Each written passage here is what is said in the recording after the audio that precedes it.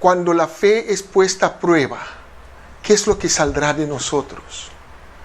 Hemos visto que Santiago, a través de su carta, fue identificando varios pecados, varias cosas que han salido de en medio de los creyentes que estaban pasando por tribulación, que estaban pasando por pruebas, que estaban pasando por dolores, que estaban pasando por frustraciones, que estaban pasando por persecuciones. Todo esto movió la fe de ellos. Y en vez de ponerlo en la persona de Cristo Jesús, en vez de poner su fe en la venida de nuestro Señor Jesucristo, ellos empezaron a ver cómo podían escaparse, cómo salvar su pellejo, cómo lograr tener el aplauso del mundo por ser cristiano. Querían conformarse a este mundo, pero nada le daba satisfacción. Hoy día llegamos al capítulo 5, versículos 7 al 20. Y el tema o el título de esta mañana es El Señor viene. Hermanos, Santiago les animó a estos creyentes diciendo: hermanos, el Señor va a venir. Un día ya no va a haber sufrimiento. Un día ya no va a haber enfermedad. Un día ya no va a haber dolor. Vamos a estar en la presencia de nuestro gran Dios y Salvador Jesucristo. El Señor viene pronto. Y es nuestro anhelo, como el del apóstol Juan, cuando él terminó de escribir el Apocalipsis y vio todas las cosas terribles que iban a suceder sobre esta tierra. ¿Sabe cuál fue su clamor? Oh, ven pronto, Señor Jesús. Y eso es lo que nosotros tenemos que decir: Señor, ya nuestra alma ya no puede mucho más, ya no puede más en algunos de nosotros. Nuestra fe está por desfallecer, nuestra fe está por caer, por faltar. Acuérdate lo que Jesucristo le dijo a Pedro: Pedro, Satanás os ha pedido para zarandearlo, pero yo he orado por ti y por ustedes, para que la fe, para que tu fe no te falte. El Señor sabía cuánto iba a zarandear Satanás a estos discípulos, pero aún así oró por ellos. Vemos un fracaso de Pedro, una traición de Judas, los otros que fueron dispersados y se fueron cada uno a esconder en su escondite. Pero el Señor oró por cada uno de ellos, porque Él entiende la circunstancia, Él entiende ese calor, ese fuego que viene a probar nuestra fe. Y Él está allí. Por eso Él está en el cielo intercediendo por ti y por mí, orando por ti, por mí, para que nuestra fe no nos falte. Abran sus Biblias, Santiago capítulo 5, versículo 7. Por tanto, hermanos, tened paciencia hasta la venida del Señor. Nuevamente Él está escribiendo al grupo de creyentes, al grupo de cristianos que fueron dispersados y están pasando por sufrimiento, están pasando por dolor, están siendo probados. Mirad cómo el labrador espera el precioso fruto de la tierra, aguardando con paciencia hasta que reciba la lluvia temprana y la tardía. Tened también vosotros paciencia y afirmad vuestros corazones, porque la venida del Señor se acerca. Hermanos, no os quejéis unos contra otros, para que no seáis condenados. He aquí, el juez está delante de la puerta. El Señor viene, o la venida del Señor, ahora el juez está delante de la puerta. Hermanos míos, tomad como ejemplo de aflicción y de paciencia a los profetas que hablaron en nombre del Señor. He aquí tenemos por bienaventurados a los que sufren. Habéis oído de la paciencia de Job y habéis visto el fin del Señor, que el Señor es muy misericordioso y compasivo. Pero sobre todo, hermanos, no juréis ni por el cielo, ni por la tierra, ni por ningún otro juramento, sino que vuestro sí sea sí, y vuestro no sea no, para que no caigáis en condenación. ¿Está alguno entre vosotros afligido? Haga oración. ¿Está alguno alegre? Cante alabanzas. ¿Está alguno enfermo entre vosotros? Llame a los ancianos de la iglesia y oren por él, ungiéndole con aceite en el nombre del Señor. Y la oración de fe salvará al enfermo, y el Señor lo levantará, y si hubiere cometido pecados, le serán perdonados. Confesaos vuestras ofensas unos a otros, y orad unos por otros para que seáis sanados. La oración eficaz del justo puede mucho. Elías era hombre sujeto a pasiones semejantes a las nuestras, y oró fervientemente para que no lloviese, y no llovió sobre la tierra por 3 años y 6 meses. Y otra vez oró, y el cielo dio lluvia, y la tierra produjo su fruto. Hermanos, si alguno de entre vosotros se ha extraviado de la verdad, y alguno le hace volver, sepa que el que haga volver al pecador del error de su camino, salvará de muerte un alma, y cubrirá multitud de pecados. Padre, queremos darte gracias una vez más por tu palabra, y necesitamos de tu Espíritu Santo para que Él nos enseñe, para que nos guíe y nos muestre toda la verdad. Encomendamos este tiempo en tus manos, en el nombre de Jesús. Amén. El Señor viene. Yo entiendo, y la meta en esta mañana es que cada uno de nosotros como cristianos entendamos que aunque ahora estamos pasando por pruebas y por sufrimiento, un día el Señor va a venir. ¿Y sabe qué? Debe hallarnos fiel. Y también para aquellos que no conocen a Jesucristo, hay una meta. El Señor es paciente y quiere salvarte en esta mañana. Así que, versículo 7. Por tanto, hermanos, ¿qué dice ahí? Tened paciencia. Tened paciencia. ¿Hasta cuándo, pastor? Hasta la venida del Señor. Eso es lo que la Biblia nos dice. Y no podemos cambiarlo. Esa paciencia, ¿se acuerdan cómo empezó Santiago capítulo 1, versículos 2? Dice, hermanos míos, tened por sumo gozo cuando os halléis en diversas pruebas, sabiendo que la prueba de vuestra fe produce ¿qué? Paciencia. Mas tenga la paciencia su obra completa para que produzca en nosotros ¿qué? Perfección, para que seamos perfectos y cabales, sin que os falte cosa alguna.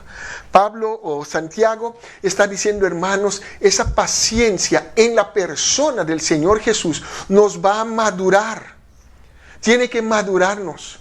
Ya no a seguir haciendo lo que él venía diciendo hasta el capítulo 4, que estábamos murmurando, quejando, odiándonos, peleando, buscando la sabiduría del mundo, haciendo acepción de personas o haciendo amistad con este mundo para quedar bien, para ser recibido, aceptado, aplaudido. Él está diciendo, deja que la paciencia, deja que estas pruebas madure su vida espiritual. Y esto es lo que Dios quiere lograr en este tiempo que estamos viviendo también. Tiempos de inseguridad, tiempos de que tenemos que desarrollar paciencia, tiempos de obediencia a las reglas. Y todo esto va batallando contra nuestra alma. Pero Dios quiere lograr madurez en nosotros. Dios quiere que seamos completos. Dios quiere que seamos cabales, de mente sana, de un solo pensamiento, que nuestro pensamiento puede concentrarse en la persona de Jesucristo. Dios quiere que no tengamos falta de nada. Dios quiere que nosotros entendamos que en Cristo estamos ¿qué? Completos. La paciencia. Y él habla acá, la paciencia hasta la venida del Señor. Y él usa el ejemplo del labrador y dice, mirad cómo el labrador espera el precioso fruto de la tierra, aguardando con paciencia la lluvia temprana y la tardía. Una persona que trabaja con la tierra espera la bendición de Dios, espera la lluvia temprana, la lluvia que viene para hacer germinar la semilla. Y la lluvia tardía era esa lluvia que venía para dar un toque final antes de la cosecha. Así que Dios quiere que nosotros aprendamos del labrador. No es que hoy día pongo una semilla y ya mañana me nace una flor o me nace un fruto. No, hay que ir mojando, hay que ir quitando la mala hierba, hay que ir fumigando. Hay varias cosas, hay varios procesos. Eso toma trabajo, paciencia, hasta recibir el fruto. Estos días estamos siendo bendecidos porque ya el ají amarillo está dando fruto.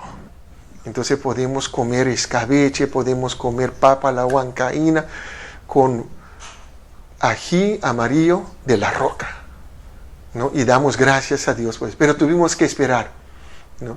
Empezó chiquito, creciendo, y yo decía, ¿a qué hora lo saco ya? Y tuve que esperar hasta que cambie de color y se vuelva amarillo. La paciencia. Y él dice, de esa forma tenemos que crecer en paciencia, en madurez, hasta la venida del Señor. Entendiendo que este tiempo de sufrimiento es pasajero, como dice Hebreos, es un tiempo pasajero, no es para siempre, porque un día vamos a estar en la presencia del Señor. Y él habla de la venida del Señor. Él habla que el Señor puede venir en cualquier momento. Los cielos se van a abrir. Cristo va a descender, va a llevar a su iglesia. Vamos a estar en la presencia del Señor. El mundo va a continuar. Los sufrimientos van a continuar. Los juicios de Dios, las plagas de parte de Dios van a caer sobre este mundo. Y la gente va a sufrir por haber rechazado al Señor Jesucristo. Pero tú y yo que hemos creído en Cristo Jesús, sigamos desarrollando paciencia hasta la venida del Señor Jesús. Dice el versículo 8, tened también vosotros paciencia y afirmad vuestros corazones, porque la venida del Señor se acerca. ¿Qué tenemos que estar haciendo? En vez de murmurar, en vez de buscar el mundo, en vez de querer las cosas de este mundo, afirmar nuestro corazón. ¿Y cómo afirmamos nuestro corazón? En la palabra de Dios. En la palabra de Dios. No es con las noticias, sino con la palabra de Dios. La palabra, como estamos memorizando, en mi corazón he guardado tu palabra, tus dichos, para no pecar contra ti. Cuando nos llenamos de la palabra de Dios, nos va a llenar de ánimo. Va a hacernos crecer en paciencia. Nos va a ayudar a tener esa largura de ánimo que tú y yo necesitamos y no caer en los errores que Santiago ya nos indicó. Hermanos, versículo 9. No os quejéis los unos contra otros, para que no seáis ¿qué? Condenados. ¿Cuál era otro de los problemas que el sufrimiento trajo en los hermanos? A empezar a quejarse, a empezar a pelear, a empezar a hablar mal, a empezar a acusar, a empezar a buscar culpable. Han empezado a crecer en desconfianza y se empezaron a quejar los unos contra los otros. Su mecha de paciencia se ha cortado y ya no soportaban el uno al otro. ¿Qué nos enseña Pablo en el libro de Colosenses? Soportándoos unos a los otros en amor. Cuando nosotros crecemos en el amor de Dios, cuando estamos sumergidos en ese amor que ha sido derramado en nuestros corazones y lo ponemos en práctica, vamos a soportar, vamos a pasar por alto cosas. Y estoy seguro que en este tiempo de la pandemia, y lo vemos por las noticias, cuántas peleas han surgido. Peleas entre peruanos y venezolanos. Peleas entre mujeres peleas entre hombres en las calles, peleas porque quieren trabajar y no se puede. Y todo eso trae aflicción, falta de paz, falta de paciencia.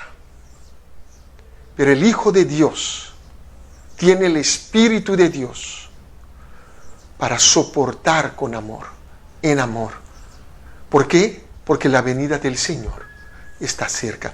Es decir, nosotros tenemos que mirar los sucesos actuales a la luz de la venida del Señor. Eso es lo que Él está diciendo acá. Tener paciencia, afirmar vuestros corazones. ¿Por qué? Porque la venida del Señor se acerca. Sí tenemos que entender los tiempos. Sí tenemos que entender que estamos viviendo tiempos difíciles. Sí tenemos que entender que hay un virus real. Sí tenemos que entender que las personas están muriendo. Hay tristeza, hay dolor en las familias. Pero pongamos nuestra mirada en la venida del Señor. Eso nos va a ayudar a crecer, a madurar, a tener una mente en paz para con Dios. Versículo 10, hermanos míos. Pero terminando versículo 9, ¿por qué no debemos quejarnos? Porque otra vez dice, el juez está delante de la puerta. Un día el Señor va a traer justicia. Yo sé que vivimos en un mundo caído, un mundo lleno de pecado, donde reina la corrupción y la injusticia. Pero nosotros como hijos de Dios, Dios no nos ha dejado aquí en el mundo para ser parte de ello. Por eso es necesaria la paciencia. Porque nuestra carne nos dice, sí, hay que actuar, hay que salir a la calle, hay que hacer manifestaciones, hay que protestar, hay que levantar nuestra voz de protesta. Santiago acá nos dice, tener paciencia, afirmando el corazón en la palabra de Dios, en la venida del Señor.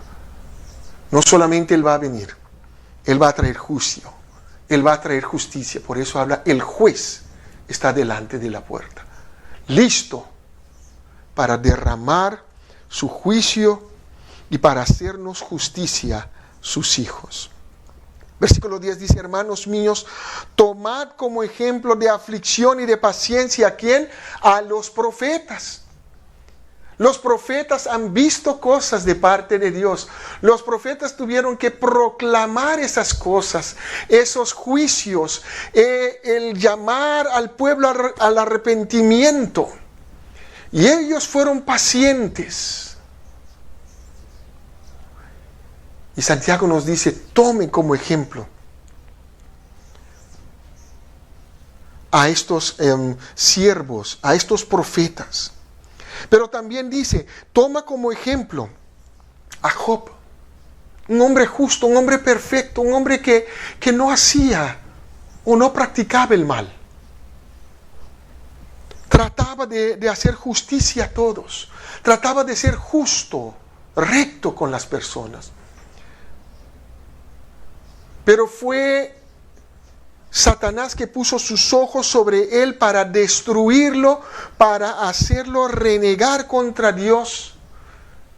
Y Dios le dio permiso, pero dice que Job retuvo su integridad.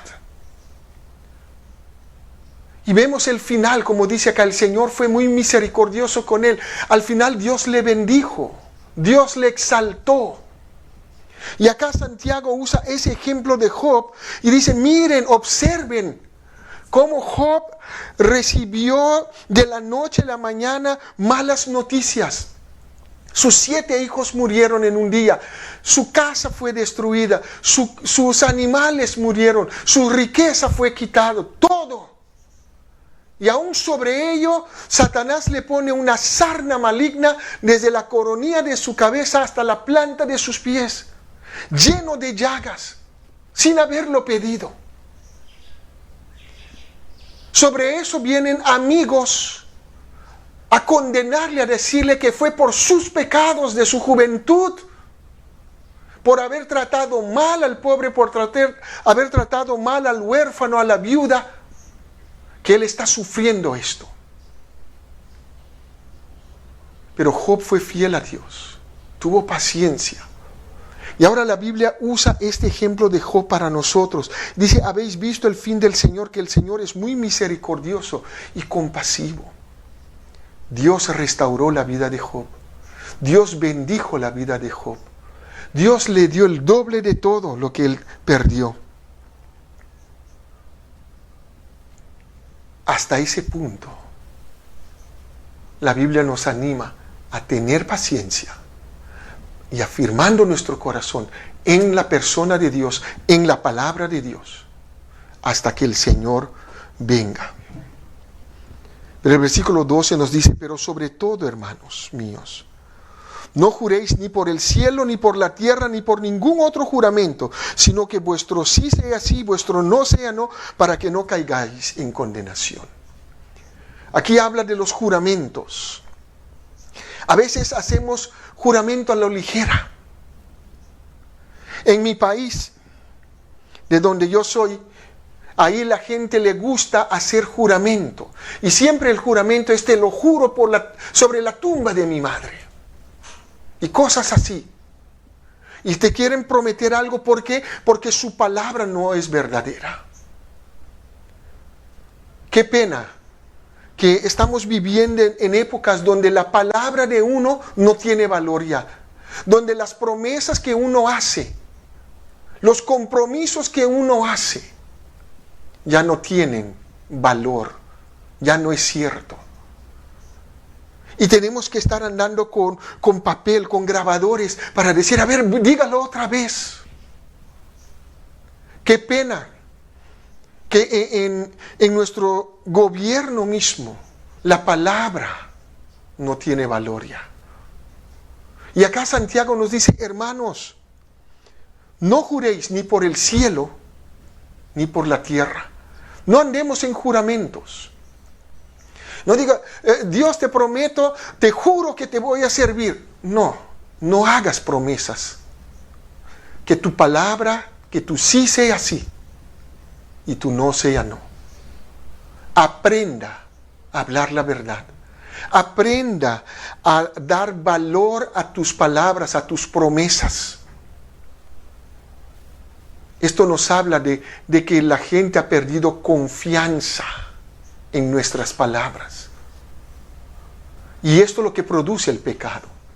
El verdadero Hijo de Dios va a cambiar su conducta en esto.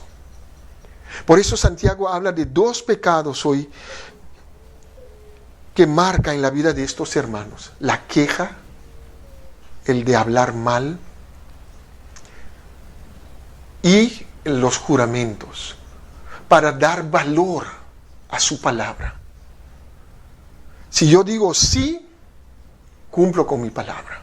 Si yo digo no, cumplo con mi palabra. La gente tiene que saber de que nosotros como cristianos somos personas de verdad, que nuestras palabras tienen valor.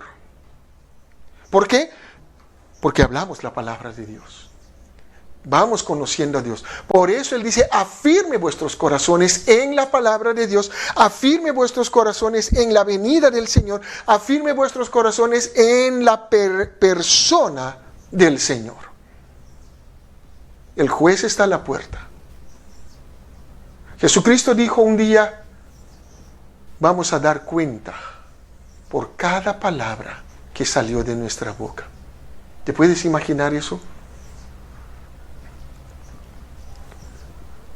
Dice, cuidado con los juramentos para que no caigáis en condenación. No os quejéis para que no seáis condenados. No juréis a lo ligera para que no caigáis en condenación. Aprendamos a decir siempre la verdad y que nuestra palabra sea cumplida por nosotros mismos. Así que vemos en primer lugar, Él habla de la paciencia a la luz de la venida del Señor.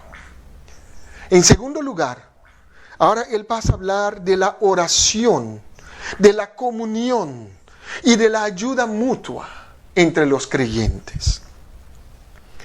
¿Está alguno entre vosotros afligido? ¿Esta situación trajo aflicción a nuestra vida? ¿Qué tenemos que hacer? El otro día escuché en la noticia de cuántas personas están sufriendo emocionalmente, mentalmente por causa de esta pandemia. Y la tendencia es ahora de que cada uno va a correr a la psicología, a los psiquiatras. Qué pena, qué vergüenza hemos visto en la noticia que el expresidente tuvo que ir y buscar consejos de brujos, de chamanes, en vez de ir a Dios, en vez de humillarse ante Dios. Cuidado que nosotros como cristianos no estemos cayendo en eso. Acá Él nos explica, nos instruye qué es lo que debemos hacer. ¿Está alguno entre vosotros afligido? ¿Qué tiene que hacer? Haga oración. Ore. Hebreos nos dice, entra confiadamente al trono de la gracia para hallar el oportuno socorro o el oportuno misericordia de Dios o la ayuda de Dios. Mi querido hermano, mi querida hermana, Dios quiere que tú vayas en oración y Él está dispuesto a escucharte. Pablo dice en Filipenses 4:6, por nada estéis afanosos, sino sean conocidas vuestra aflicción, vuestras peticiones delante de Dios por medio de oración, peticiones, ruegos, acciones de gracias. Eso es lo que la Biblia nos instruye. No tenemos que caer en desesperación, no tenemos que caer en esa inseguridad de vida. ¿Y ahora qué hago? Tengo que ir a buscar a un chamán. El rey Saúl hizo eso. En su desesperación, en vez de humillarse delante de Dios, en vez de arrepentirse, en vez de confesar y abandonar su pecado, ¿qué hizo? Fue y buscó a una bruja para que le diga ¿qué es lo que tiene que hacer? Qué triste cuando nosotros como cristianos caemos en esto.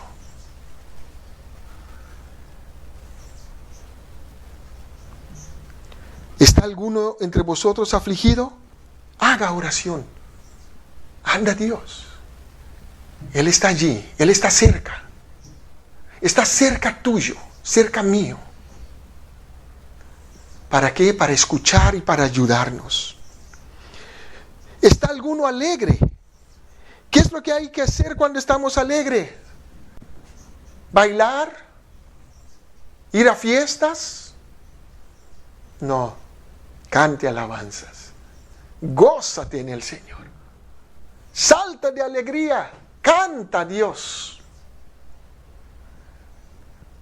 Eso es lo que tenemos que hacer. Cuando estamos afligidos, ir a Dios en oración. Cuando estamos alegres, alabarle, exaltarle, levantar su nombre en alto, para que todos vean que nosotros confiamos en Jehová. Uno de los versículos que estamos memorizando es: estos confían en carros y aquellos en caballos, mas nosotros del nombre de Jehová, nuestro Dios, tenemos memoria. O hacemos memoria. No confiamos en la fuerza de las personas, en la capacidad o de lo que las personas pueden hacer a favor nuestro. Confiamos en Jehová. Eso habla de una vida perfecta, de una vida madura, de una mente cabal. Momentos de aflicción, correr a la presencia del Señor. Momentos de alegría, correr a la presencia de Dios para alabarlo y exaltarlo. Versículo 14, ¿está alguno enfermo entre vosotros? ¿Qué hacer cuando hay enfermedad? La Biblia nos instruye, acá dice, llame a los ancianos de la iglesia y oren por él, ungiéndole con aceite en el nombre del Señor. Esta palabra enfermedad habla de una enfermedad física, pero también enfermedad del alma. Ellos estaban enfermos, ¿por qué? Porque el sufrimiento les ha hecho apartar del Señor, a pecar contra Dios, a pecar el uno contra el otro. Y cuando nosotros estamos viviendo vidas de peleas, nuestra alma se enferma. Necesitamos sanidad del Señor. Necesitamos sanidad física. Este virus ha traído dolor, enfermedad a nuestras vidas. ¿Y qué estamos haciendo como iglesia? Orando los unos por los otros. La Biblia instruye acá: y oren por él ungiéndole con aceite en el nombre del Señor. Acá tengo mi aceite y yo lo llevo cuando tenemos que ir a orar por alguien. Creemos en las instrucciones bíblicas de ir y ungir con aceite para mostrar nuestra solidaridad, para mostrar nuestro corazón, nuestra preocupación y nuestra fe en la persona del Señor Jesús. El poder no está en el aceite, el poder no está ni en la oración ni en el que ora. Cada uno tiene que desarrollar fe en la persona del Señor Jesús. Por eso dice: oren ungiéndole con aceite en el nombre del Señor, no en nombre de la iglesia, no en nombre del pastor, en nombre del Señor. Y la oración de fe salvará al enfermo y el Señor lo levantará. Estas semanas, estos meses o casi un año ya venimos orando como iglesia por miembros de familia, por hermanos que escuchamos que están enfermos, y hemos visto la gracia de Dios, hemos visto la sanidad de Dios en la vida de algunos hermanos, pero también hemos visto que Dios tuvo por bien llevar a sus hijos a su presencia, no los sanó. Y la gloria sea para Dios. No es que Dios falló, no es que yo tuvo poca fe o esa persona tuvo poca fe. El Señor es el que lo salva, el Señor es el que lo levanta. Y dice acá: y si hubiere cometido pecados, está hablando de esas quejas continuas, murmuraciones que ha fallado. El alma necesita del perdón. Y esa persona va en oración a confesar sus pecados al Señor primeramente. Pero en el versículo 16: confesáis vuestras ofensas unos a otros y orad unos por otros para que seáis sanados. ¿Estás molesto con algún hermano? ¿Con alguna persona? ¿Has pecado contra alguien? Confiesa tu pecado. Vaya, arregle con ellos. El Señor Jesús dio instrucciones bien claras. Si nosotros venimos para presentar nuestra ofrenda a Dios y allí nos acordamos: tengo problema con fulano tal, ¿qué dice el Señor? Deja tu ofrenda, no lo ofrezcas, vaya primero, arregla tu cuenta con la persona y después ven y ofrezca tu ofrenda con un corazón limpio a Dios. ¿Cuánta necesidad tenemos de esa sanidad, mis hermanos? La sanidad de perdonar al ofensor en nuestra vida. A veces cargamos con culpabilidad, a veces vivimos con una carga tan pesada del pasado, de ira, de amargura, y nos estorba a vivir para la gloria de Dios. La instrucción es: ore. La instrucción es confesar. La instrucción es perdonar. Eso es lo que Santiago está enseñando en esta mañana, de esta oración por los enfermos, la oración por los debilitados y fracasados. El pecado nos debilita, el pecado nos hace sentir fracasados. Y el pecado nos hace sentir que ya no tenemos fuerza para levantarnos y seguir caminando. Es mucho más fácil quedarme tirado en el piso porque ya fallé al Señor. Yo no creo que el Señor me puede perdonar. No, equivocado. el Señor lo levantará. El Señor perdonará. Vaya al Señor. Haz las cosas correctamente. Confiesa tus pecados. Observe, ¿qué usa acá? Dice, la oración eficaz del justo puede mucho. Y enseguida usa el ejemplo de ¿quién? De Elías, un gran hombre de Dios. Elías, Dios lo usó tremendamente. Pero le llega, Elías trajo o llamó a todo el pueblo de Dios a un arrepentimiento, a una conversión, a un volver de corazón a Dios. Al día siguiente le llega una nota de la reina y dice, mañana a estas horas, lo mismo que hiciste con los profetas falsos, yo voy a cortar tu cabeza. Y él corre, se esconde y desea morir y dice, ya basta, Señor, ya no más. Se desanimó. Hoy día podemos decir, cayó en depresión. Pero el mejor doctor para Elías fue Dios mismo. ¿Sabe cómo lo trató Dios? Cuando él estaba desfallecido totalmente y se echó debajo de un árbol para dormir, Dios lo trató con una torta cocida y una vasija de agua. Le dio de comer y le dio de tomar. Le dio de comer y le dio de tomar. Y una vez que su cuerpo físico recuperó fuerza, ahora le dijo, vaya a trabajar. Dios sabe cómo levantarnos. Nunca te quedes tirado. Vuelve a Dios. Deja que Él te restaure. Yo sé que muchos hemos fracasado contra Dios. Y nos sentimos fracasados, nos sentimos debilitados. El ejemplo de Elías es para nosotros que a pesar de su desánimo, Dios lo siguió usando para hacer grandes obras, mayores obras para Dios. Así que mi querido hermano, mi querida hermana, en esta mañana, aprendamos de los ejemplos de Job, de la paciencia, de sufrir en silencio en muchas veces en su caso, de Elías, que a pesar de su desánimo, a pesar de pedir a Dios, Dios mátame, quítame la vida, Dios le preservó la vida y lo siguió usando. Que nada nos detenga para seguir haciendo la obra de Dios, que nada nos detenga a seguir viviendo una vida victoriosa para la gloria de nuestro Señor Jesucristo. Elías era hombre sujeto a pasiones semejantes a las nuestras. Él pasó lo mismo que nosotros.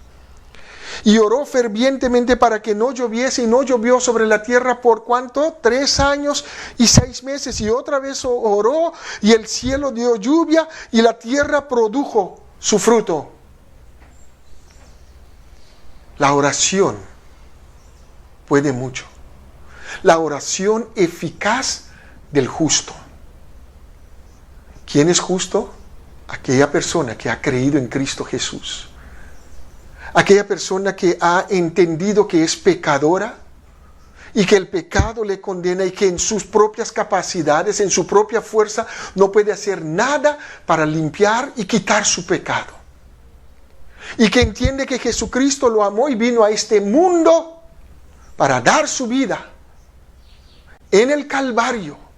Allí en el Calvario Él derramó su sangre. Allí en el Calvario Él murió en mi lugar, en tu lugar. ¿Para qué? Para darnos perdón de pecados, para darnos vida eterna, para ponernos en paz para con Dios, para justificarnos, para declararnos ahora por medio de Jesucristo justos y santos. Pero esa declaración viene o se aplica cuando tú crees en la persona del Señor Jesucristo y lo invitas a venir a vivir en tu vida. ¿Lo has hecho ya? Si lo has hecho de corazón y eres hijo de Dios, entonces créale a Dios. Él te ha declarado justo y santo. Levántate, confiesa tu pecado, apártate y continúa caminando en el camino con Cristo. Pero si en esta mañana no tienes a Cristo, esta invitación es para ti. Cree en el Señor Jesucristo. Pídele perdón. Pídele que venga a tu vida y te salve. Dile que tú crees en la obra que Él hizo por ti en el Calvario. La oración, la comunión. Tenemos que restaurar nuestra comunión con los otros. Por eso dice, confesaos vuestras ofensas. Orad los unos por los otros. ¿Para qué? Para que seáis sanados. Para que podamos vivir vidas sanas, vidas bendecidas. No hay razón para que haya pelea entre hermanos, hijos de Dios. Tenemos a Cristo que está dispuesto a perdonar, pero que Él quiere que nosotros también aprendamos a perdonar.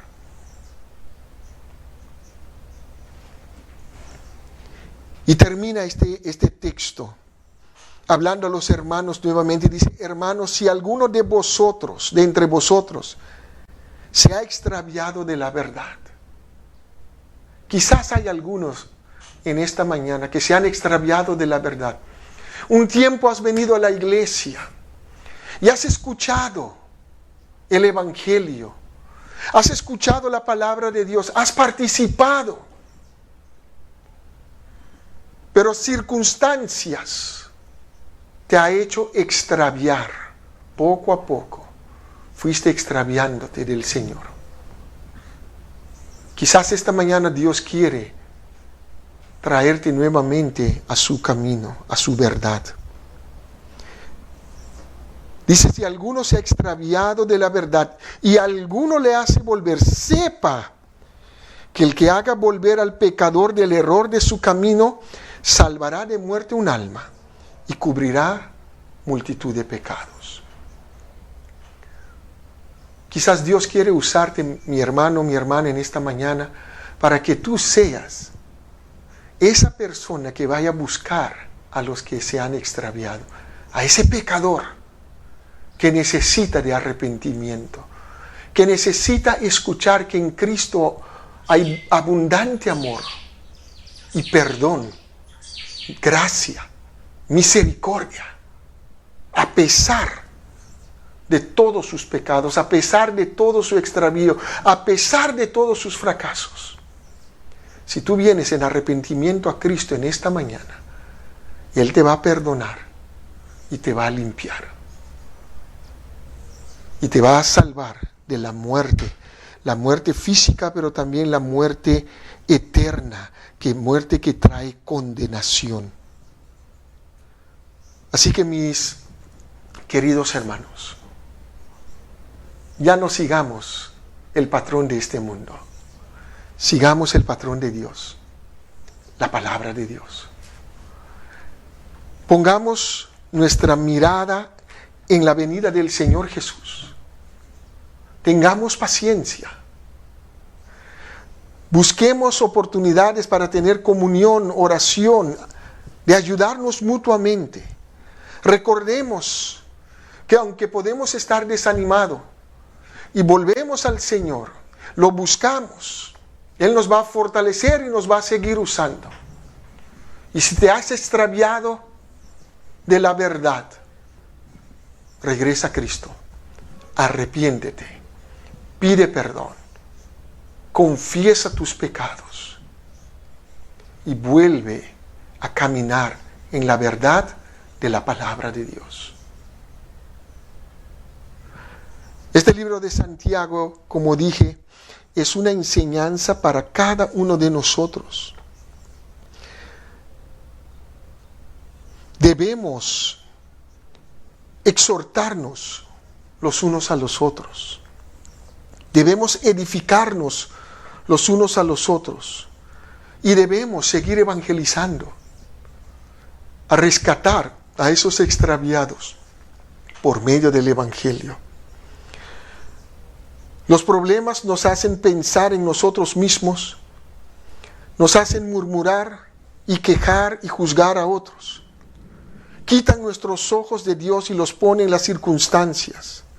lo pone en el sufrimiento y nos hacen extraviar. Nos hace mostrar que en nuestra vida hay incredulidad en la persona y la palabra de Dios. Nos hace ver claramente que no estamos dependiendo de Dios. Y estos son pecados que tenemos que arrepentirnos de ellos. Este libro nos ha enseñado qué es lo que debemos hacer. Exhortarnos los unos a los otros, animarnos, edificarnos los unos a los otros y seguir evangelizando. El Señor viene. Su venida está cerca. Que nos halle fieles para su gloria, para su gloria, para su alabanza. Que el Señor nos bendiga en esta mañana.